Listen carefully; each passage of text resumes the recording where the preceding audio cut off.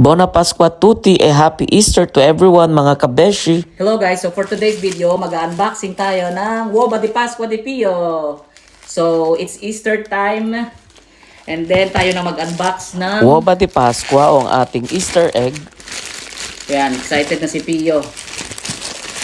So, may free nga pala siyang rabbit stop toys. O, ayan. Kuha natin ang ating toys para kay Pio. And then sa loob, meron pa rin siyang... Ayan.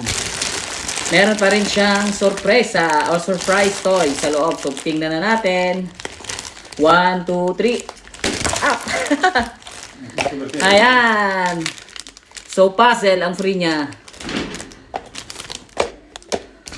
So, ayan ang chocolate niya. So, every Easter, so meron ganyong Easter egg.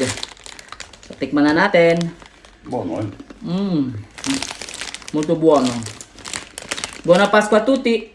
Ciao. So ito ang bagong Stop Toys Rabbit ni Pio.